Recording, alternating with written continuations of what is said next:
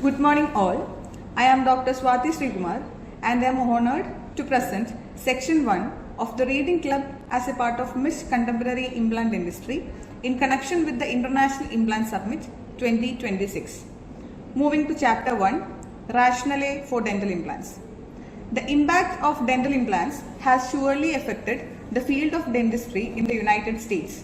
The number of dental implants placed in the United States has increased more than tenfold from 1983 to 2002 and another fivefold from 2000 to 2005. More than 1 million dental implants are inserted each year and the industry is expected to be a $10 billion industry in 2020. The percentage of teeth replaced with an implant rather than traditional fixed or removable processes also dramatically varies by country. In countries such as Israel, Italy and South Korea, 30 to 40% of teeth replaced incorporate a dental implant. In Spain, Switzerland, Germany and Sweden, 20 to 26% of restorations to replace teeth are supported by an implant. Whereas in Brazil and Belgium, approximately 13 to 16% of restorations use an implant.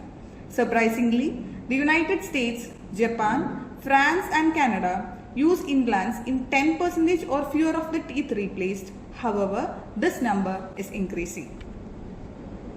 Figure 1.14 explains that after the initial extraction of teeth, studies have shown the average first-year bone loss is more than 4 mm in height and 30% in crestal bone width. Although the rate of bone loss is lower after the first year, the bone loss is continuous throughout life. Going to the conventional process complications, fixed partial denture morbidity. In the past, the most common treatment option to replace a posterior single tooth was a 3-unit fixed partial denture. This type of restoration can be fabricated within a very short period of time and usually satisfies the criteria of normal contour, comfort, function, aesthetics, speech and health. Because of these benefits, a FPD has been the treatment of choice for the last 6 decades. Detailing the box 1.6 explains a single tooth replacement fixed partial denture. Estimated mean lifespan of FPD, 50% survival reported at 10 years. Caries is the most common cause of FPD failure. 15% of FPD abutments require endodontics. Failure of abutment teeth of FPD, 8% to 12% at 10 years and 30% at 15 years. 80% of the teeth adjacent to missing teeth have no or minimal restoration. Possible aesthetic issues. Box 1.7 explains the negative effects of removable partial dentures. A low survival rate, 60% at 4 years. Low survival rate, 35% at 10 years. Morbidity of abutment teeth, 60% at 5 years and 80% at 10 years. Increased mobility, plaque, bleeding on probing and caries of abutment teeth. 44% of abutment tooth loss within 10 years. Accelerated bone loss in edentulous region if wearing removable partial denture. Box 1.8 explains the negative effects of conventional denture processes. Bind force is decreased from approximately 200 to 50 psi. 15-year dental wearers have reduced bind force to 6 psi. Masticatory efficiency is decreased. Lack of proprioception. Higher incidence of gastrointestinal disorders. Patient's lifespan may be decreased. Food selection is limited. Psychological factors. Box 1.9 details the advantages of implant supported processes.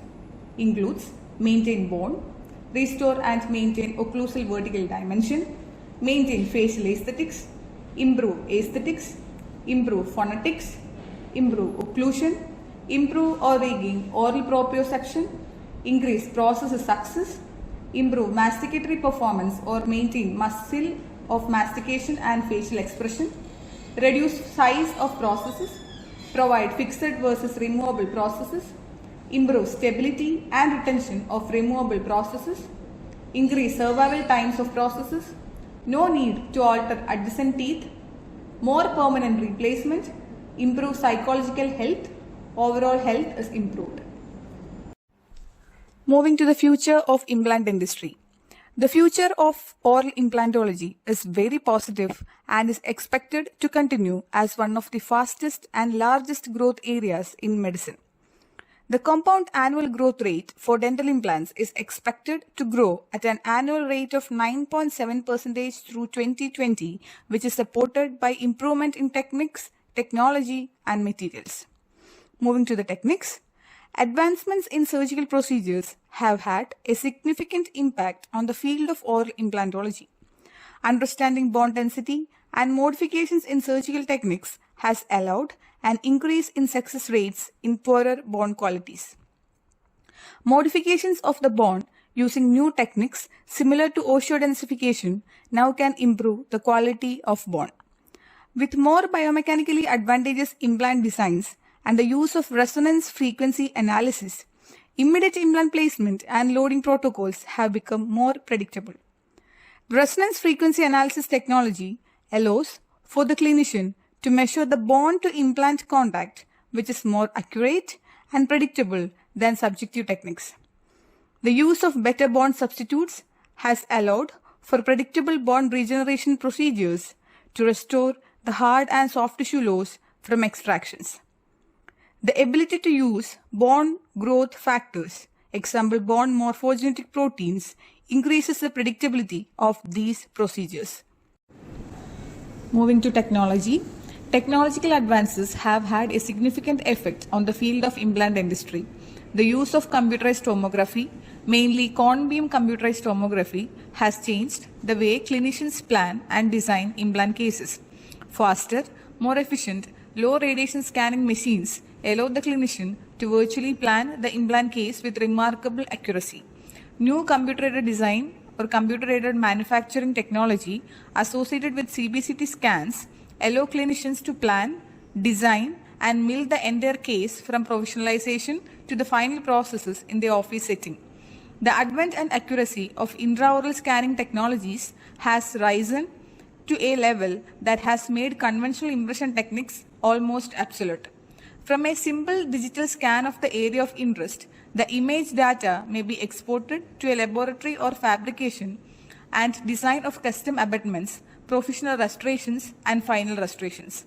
Final cast or models may be fabricated via CAD or CAM milling or three-dimensional printing techniques. In-office 3D printers have given the clinician the luxury of printing models and processes in their office, which is fast and simple. Moving to materials, one of the major advances in implant dentistry that will have a lasting effect on implant dentistry is the use of zirconia. This material allows the clinician to have a more predictable prosthetic option, which result in fewer and less maintenance and complication issues. The use of CAD/CAM to fabricate zirconia processes provides superior marginal integrity, fracture resistance, and flexural strength never seen in dentistry before. Zirconia is used for implant processes and as a dental implant material. Major implant manufacturers are now creating zirconia implant options, showing a significant trend and a real presence of increased use of zirconia in the implant world. Moving to next chapter, terminology in implant dentistry. Osseointegration. Although dental implants in varying forms have been used in the replacement of missing teeth for many years, current scientifically based concepts and treatment protocols owe their origins to the pioneering work of Per-Ingvar Brennemark, who was a Swedish physician and researcher. Brennemark and colleagues first described osseointegration as direct contact between an implant and living bone at the light microscope level. He found this accidentally in 1952 while studying blood flow in the rabbit femur using titanium chambers inserted into the bony tissue. Over time, the chambers became firmly affixed to the bone and could not be removed. A bond was found between the bone and the titanium surface. In fact, when fractures occurred during the experiment, they were always found between bone and bone, never between the bone and the implant. Other authors have proposed definitions of osseointegration that may be more useful in the clinical setting. The description of osseointegration as a process whereby clinically asymptomatic rigid fixation of alloplastic material is achieved and maintained in bone during functional loading provides specific parameters for the clinical assessment of implants in situ. Osseointegration is also referred to as secondary stability. When implants are surgically placed, they rely on the macrostructure or overall shape of the implant combined with the surgical protocol to provide primary stability, which is an initial level of mechanical or frictional stability in the bone. As the bone heals, the process of osseointegration produces secondary stability, which is responsible for the long-term success of the implant. During the bone remodeling process, after implant placement, primary stability decreases while secondary stability increases from new bone formation. The period between primary and secondary stability in which inadequate total stability exists is referred to as the stability dip. Implant manufacturers attempted to reduce the duration and magnitude of this stability dip by improving the mechanical and surface characteristics of the implant and by altering the drilling protocol. The biomechanical concept of secondary stability or osseointegration of implants has been categorized as a structural and functional connection between newly formed bone and the implant surface. Osseointegration is comprised of a cascade of complex physiologic mechanisms similar to direct fracture healing. The secondary stability of a dental implant largely depends on the degree of new bone formation at the bone to implant interface. At the end of the remodeling phase, about 60% to 70% of implant surface is in contact with bone. This is termed bone to implant contact and is widely used in research to measure the degree of osseointegration. In 1986, Albrechtsen and colleagues proposed the following criteria for an implant to be regarded as clinically successful. They include: the unattached implant exhibit no clinical mobility. Radiography demonstrate no evidence of radiolucency between implant and bone. Marginal bone loss is less than 0.2 mm annually after the first year of service. Absence of persistent pain, discomfort, or infection. Albrechtsen and colleagues proposed that these criteria, with a success rate of 85% at the end of a 5-year observation period and 80% at the end of a 10-year period, should be the minimum acceptable levels for a treatment method to be considered successful. Determination of stability. Primary stability is an important factor in implant survival.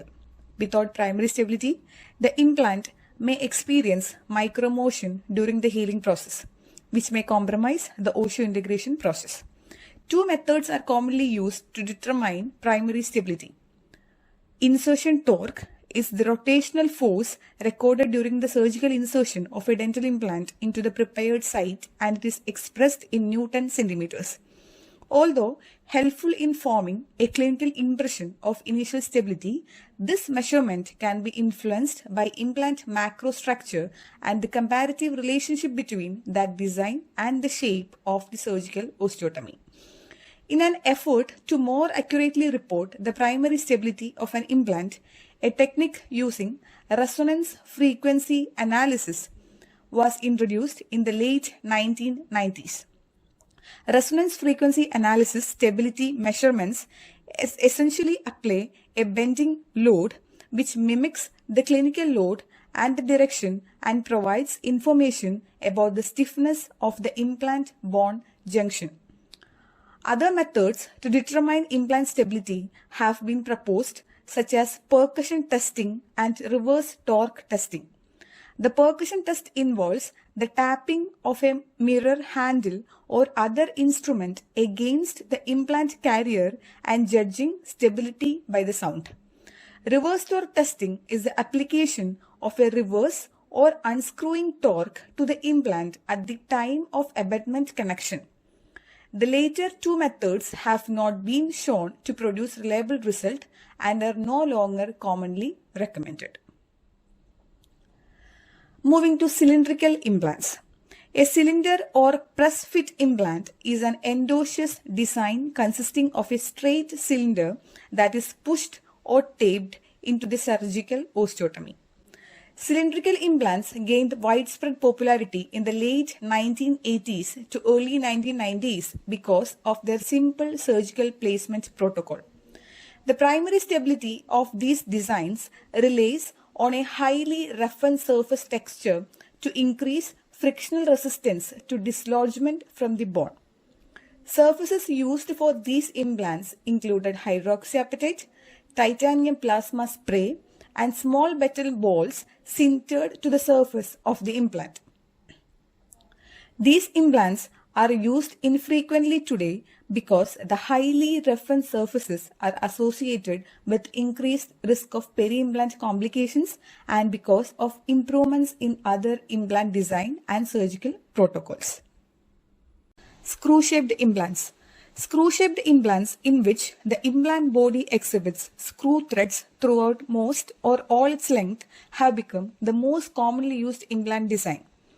Current designs feature improved primary stability and simplified surgical placement protocols that have enabled thousands of practitioners globally after receiving the required training and experience to successfully treat millions of patients worldwide. The original Brennemark implant was a parallel vault design featuring an implant body that maintained the same diameter throughout its length.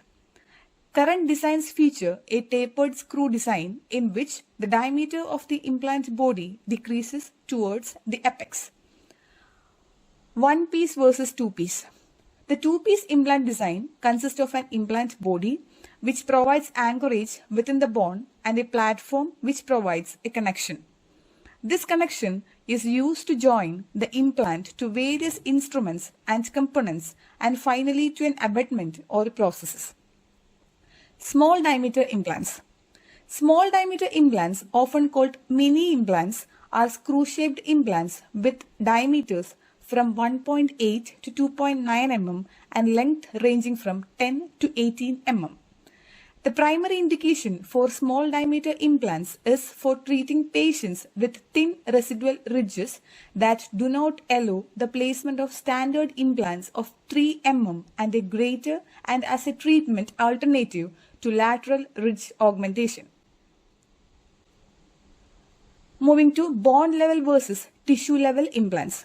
Most root form implants can be described as bone level implants because they are designed to be placed with the collar at or near the bone crest. This design provides additional flexibility for creation of the soft tissue emergence profile of the implant restoration.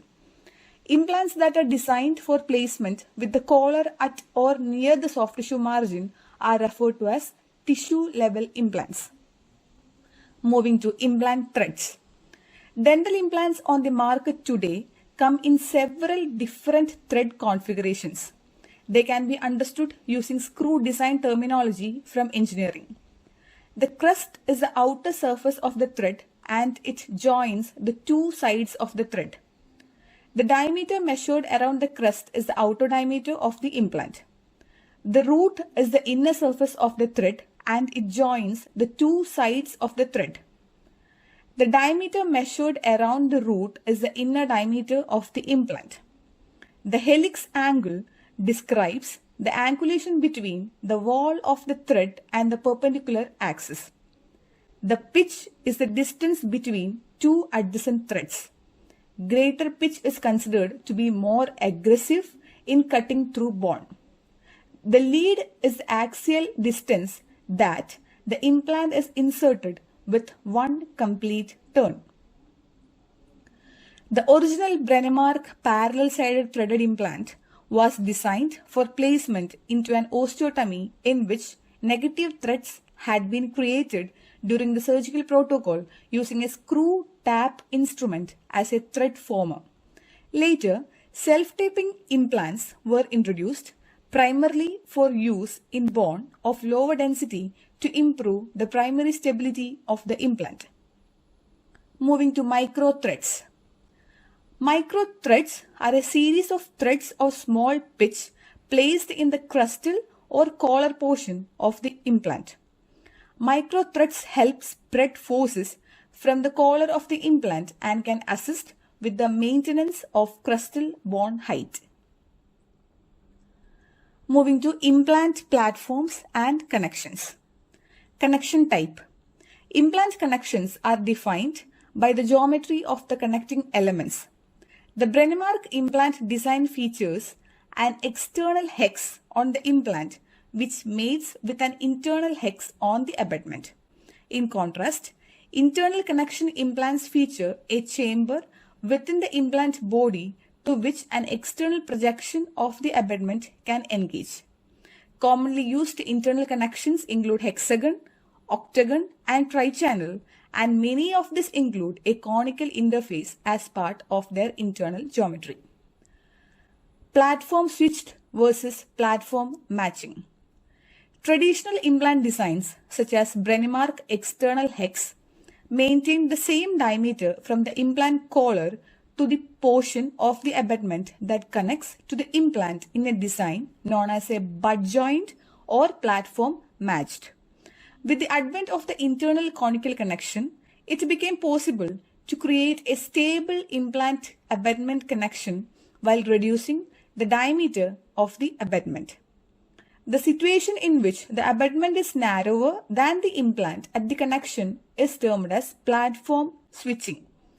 Platform switching has been shown to be beneficial in reducing bone loss around the implant, and it allows a greater volume of soft tissue at the implant abutment interface to help achieve soft tissue aesthetics. Surgical protocols. 3 different surgical protocols have been used for two-piece implant system: 1-stage, 2-stage, and immediate restoration. Using the standard or 2-stage protocol, the implant body with a cover screw is submerged below the soft tissue until the initial bone healing has occurred. During a 2nd-stage surgery, the soft tissues are reflected to attach a component that passes from the implant connection through the soft tissue and enters the oral cavity. With the 1-stage surgical approach, the surgeon places the implant body and the temporary healing abutment which emerges through the soft tissue. During the restorative process, the healing abutment is placed so that the prosthetic abutment or restoration can be connected, eliminating the need for a second surgery. Moving to impression procedures. Impressions for implant restorations can be accomplished at the implant level or at the abutment level. Implant level impressions are made by attaching a standardized implant level impression coping directly to the implant and capturing that position in an impression. Implant level impression copings are specific to the implant brand, platform diameter, and connection design. A cast is produced by attaching an implant analog to the impression coping and pouring the impression with dental stone. The implant analog is a standardized component that reproduces the implant platform and connection. From this, a cast is produced on which the doctor or technician may select the appropriate standardized abutment to attach the implant analog. Then, design and fabricate a custom abutment using the cast. Later, fabricate an implant level processes which attaches directly to the implant. Abutment level impressions are made intraorally after a standardized or custom abutment has been attached directly to the implant. If a custom abutment is used, then the abutment level impression is very similar to an impression made for a typical fixed processes, capturing the shape, position, and marginal detail of the custom abutment. In the case of a standardized abutment, an abutment level impression coping, which is also a standardized component, is sometimes used. Implant components are said to be the engaging or non-engaging depending on how they connect with the implant connection. engaging components fit into the hex, octagon, or cams of the implant, preventing rotation after screw clamping. Non-engaging components bypass the anti-rotation features of the implant to reduce the difficulty of engaging for multi-implant processes. Moving to impression techniques. There are two major techniques used for making impressions using impression copings. Each method is facilitated by a specific coping design. In the transfer or closed tray technique, the impression coping has a tapered shape and is attached to the implant or abutment, and it remains attached when the impression is removed from the mouth. The copings are then removed from the mouth and inserted into the impression. Analogues are attached to the impression copings before or after insertion, and the cast is poured. With the pickup or open tray technique, the impression coping features squares or other retentive elements and is attached to the implant or abutment before the impression is made. The screws which retain the impression copings project through the impression tray and are loosened before impression removal. The impression copings are then removed with the impression, analogues are connected, and the cast is poured. Scanning abutments or scan bodies are used when making digital impressions of implant using an intraoral scanner. The scanning abutment is attached to the implant before the digital scan and is recognized by the scanning or design software to indicate the correct implant position. An implant verification jig is a device used to verify the accuracy of the master cast for an implant restoration. It consists of pickup impression copings embedded in an acrylic framework and section between the implants. The clinician then attaches each section of the implant, fuses the section together intraorally, and provide the device to the laboratory for model verification. Moving to peri-implant diseases. Peri-implant disease refers to inflammatory reaction found in the soft and hard tissue surrounding an implant, and it is a well-reported complication of implant treatment. Peri-implant mucositis refers to the presence of inflammation in the soft tissue surrounding an implant with no signs of low supporting bone. Peri-implantitis describes an inflammatory process around an implant characterized by soft tissue inflammation and loss of supporting bone. Tissue loss from peri-implantitis can result in the failure of implants and the associated processes. Moving to other type of implants, first one is apostille implants. These are implants receive their primary support from contact against the remaining bone of the jaw. The subperiosteal implant is the apostille implant system that has received the greatest amount of usage and study in this category. Moving to transosteal implants. These are the group of implant designs that pass completely through the bone. The transmandibular implant refers to a design in which posts are inserted through the mandible in an inferior-superior direction to fixate a metal framework on which the prosthesis is attached. Implants included in this category include smooth staple implant and the Bosker. Moving to zygomatic and pterygoid implants. Zygomatic implants enables the clinician to provide support for a maxillary prosthesis by anchoring implants in facial bone of sufficient volume and density. The technique involves the placement of implants of 50 mm or longer extending from the maxilla to the zygomatic process. On the other hand, pterygoid implants were introduced as another method of maximizing the usable bone for placement of implants in the posterior maxilla. It was first described by Tulasne in 1989. The pterygoid implant is intended to pass through the maxillary tuberosity and pyramidal process of palatal bone and then engage the pterygoid process of the sphenoid bone. Implants used in this technique usually range from 15 to 20 mm. Moving to tuberosity implants. These are implants originate at the most distal aspect of the maxillary alveolar process and may engage the pyramidal process. There is some lack of consistency in the literature regarding the terminology associated with implants placed in this region. The terms pterygoid implants, pterygomaxillary implants, and tuberosity implants are sometimes used interchangeably. Moving to Chapter 3, in this section, Functional Basis for Dental Implant Design. The Table 3.1 explains the implant long-term success rate in function. The implant type included are subperiosteal, blade, and cylindrical implants. Figure 3.1 illustrates the macro features of a contemporary dental implant. Javed and Romanos reviewed literature regarding the influence of implant diameter on long-term survival of dental implants placed in the posterior maxilla. Their study examined threaded, rough-surfaced dental implants with diameters ranging between 3 and 5.5 mm and follow-up periods and cumulative survival rates ranging between 5 and 15 years and 80.5% and 100% respectively. They concluded that the role of implant diameter on long-term survival of dental implants placed in posterior maxilla is secondary. Wider implants decrease stress at the bone-implant interface. Conversely, smaller diameter implants show increased stress at this interface. Stress is force divided by the cross-sectional area the force is acting on. For implants of a given length and geometry, wider implants have more surface area to occlusal forces to act on and thus lower the stress.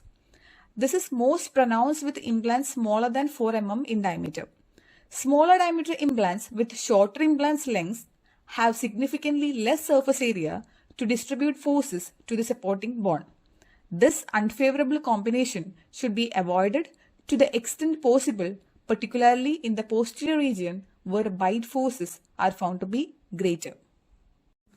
Table 3.4 depicts the factors influencing probability of implant fracture. The factors included are the use of stronger grade of titanium, bruxism directly adjacent to the cantilever, and an increase of 1 mm in implant length and an increase of 1 mm in implant diameter, and the change in the probability of implant fracture is also explained. Moving to implant features. First one is implant collar.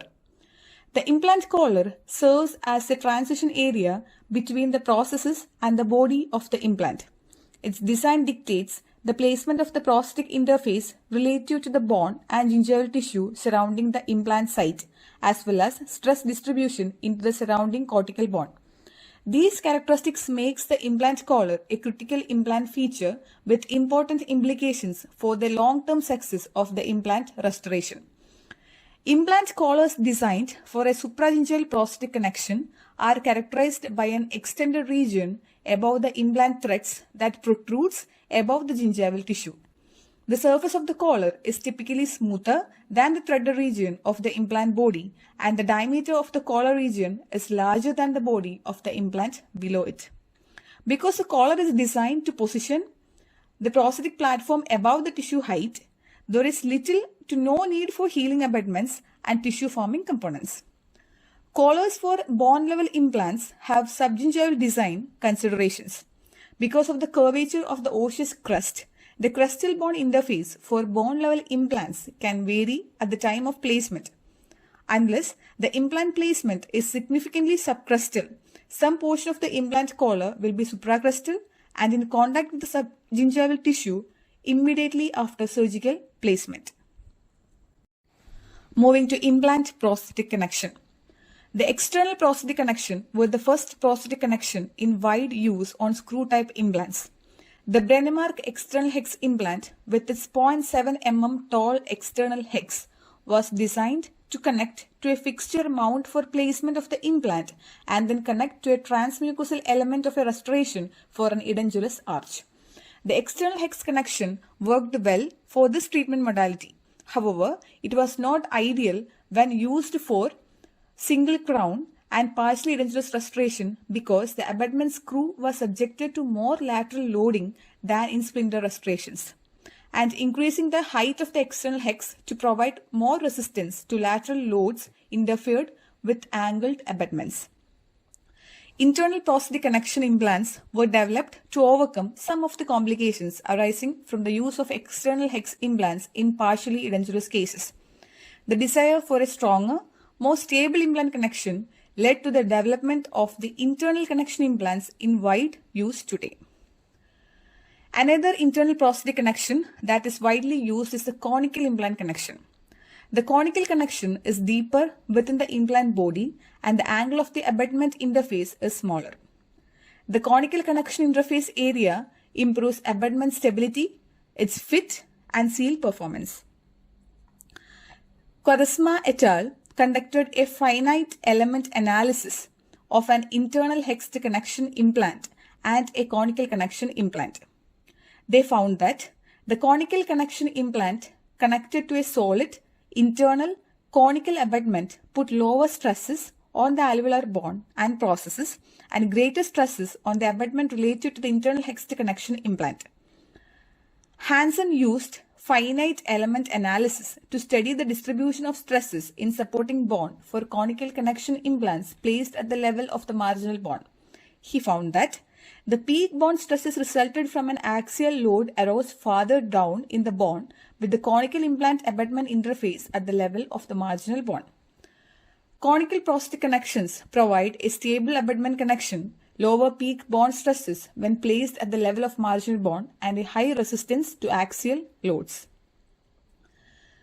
Figure 3.17 depicts the thread characteristics of a screw-type dental implants, includes a helix angle, pitch, lead, crest, and root. Moving to biocompatibility, a number of materials are suitable for dental implants from a biocompatibility standpoint. Currently, commercially pure titanium, titanium alloys, and zirconia include zirconium dioxide. Ceramic implants are the representative biomaterials in wide use for dental implant applications. Commercially pure titanium has the longest history of use for dental implant applications, and its biocompatibility with bone and soft tissues is well established. Titanium alloys, mostly titanium alloyed with varying amount of aluminium, vanadium, niobium, and zirconium, also exhibit excellent biocompatibility for dental implant applications. The most often used titanium alloy is grade 5 titanium, which contains 6% aluminium and 4% vanadium as alloying elements. Although it is not used as frequently as titanium and titanium alloys, zirconia has been proven to be biocompatible in vitro and in vivo. It has interesting microstructural properties and also it is osseo-conductive. Here we come to the end of this section. Thank you.